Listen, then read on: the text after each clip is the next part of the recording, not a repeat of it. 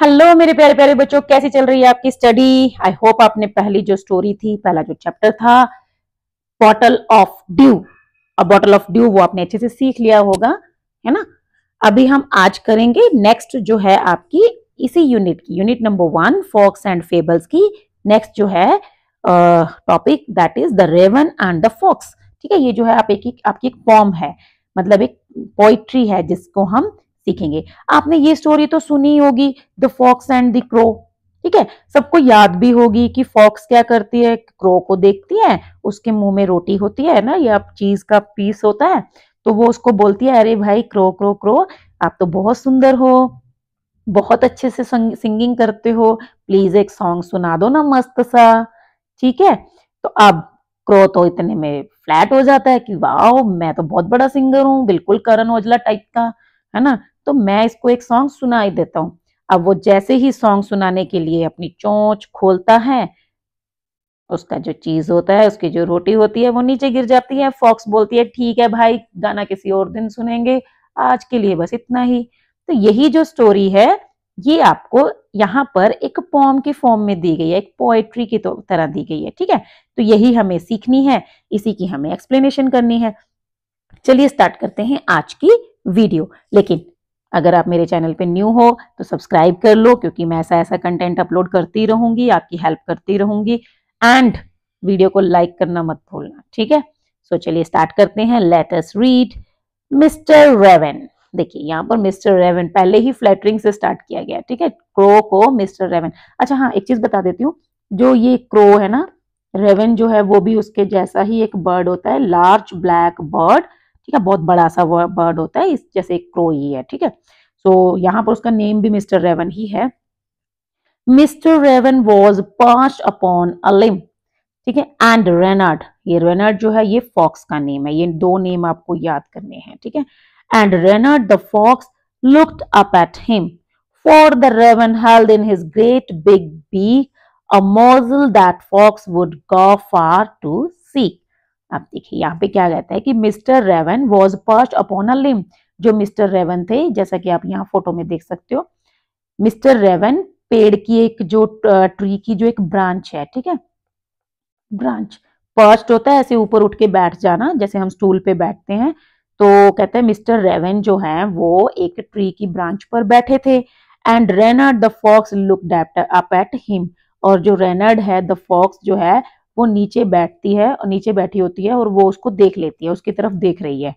For the raven held in his great big beak, क्यों देख रही है, क्योंकि रेवन ने अपनी बड़ी सी चोंच में एक मतलब एक पीस पकड़ा हुआ है, morsel, morsel means a piece of food, एक खाने का टुकड़ा पकड़ा हुआ है।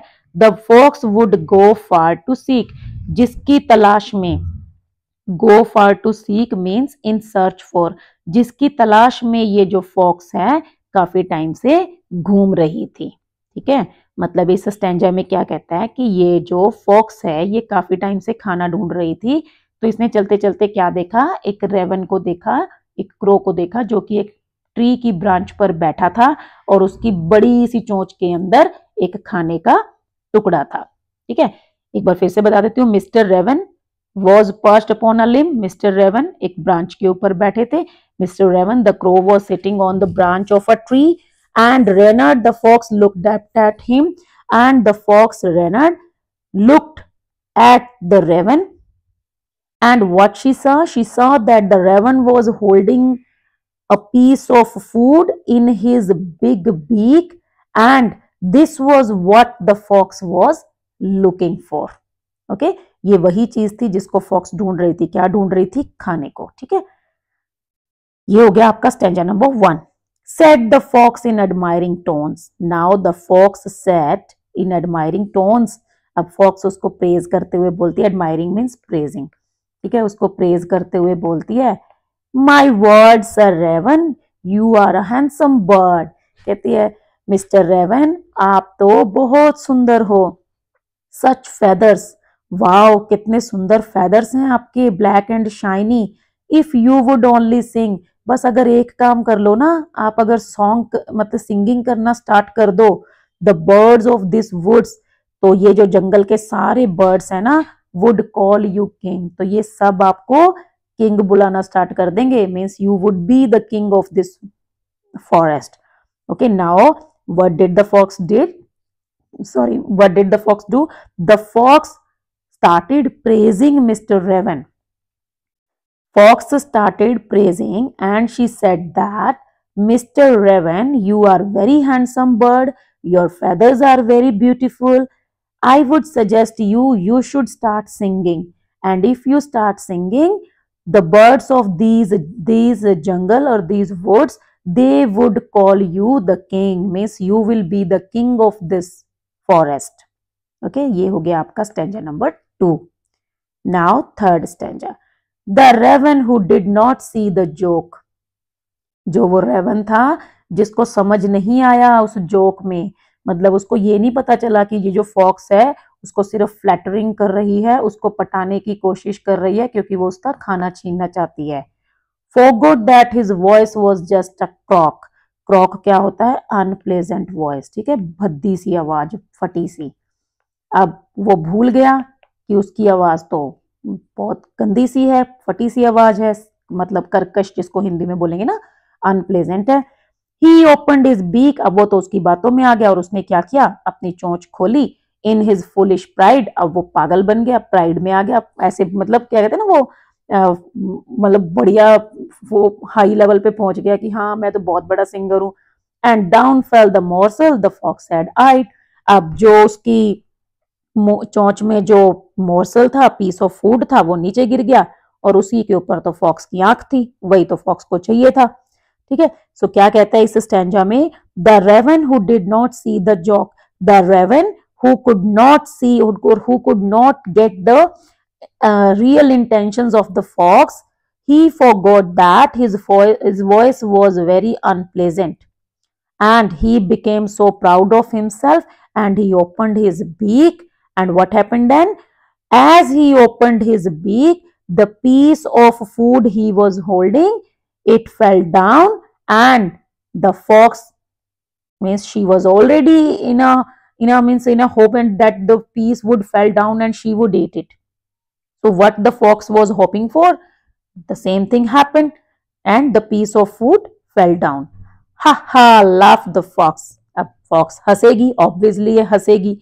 And now you know, कहती है अब तुम्हें समझ आया. Ignore sweet words that make you glow. कि अगर कोई आपकी बहुत ज्यादा प्रेज करे, ऐसे आपको पहाड़ पे चढ़ा दे, चने के झाड़ पे चढ़ा दे, तो उस चीज को इग्नोर किया करो. Pride my friend is rather unwise. ज्यादा प्राइड होना अनवाइज होता है, मतलब ये कोई समझदारी की बात नहीं है अपने आप पे ज्यादा प्राउड करना. I am sure this teaching is quite a surprise. And I am sure, ये सीखकर तुम्हें बहुत हैरानी हुई होगी, सरप्राइज तो मिला ही होगा. ठीक है, सो यहाँ पर हम क्या सीख रहे हैं? In this stanza, in this last stanza, what happened? The fox laughed. Ha ha.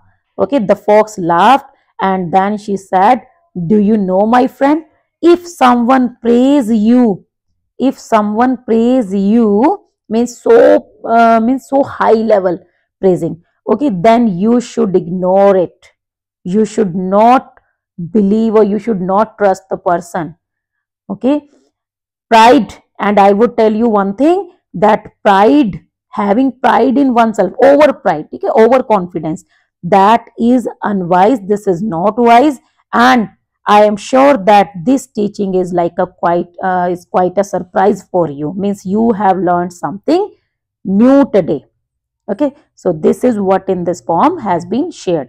आज की वीडियो में हम इतना ही करेंगे क्योंकि अभी सिर्फ हम एक्सप्लेनेशन करेंगे. ठीक है, ये पोएट का नेम है, ये आपको अच्छे से लर्न करना है. नेक्स्ट वीडियो में हम इसके क्वेश्चन आंसर करेंगे. Thank you, bye, see you in the next video.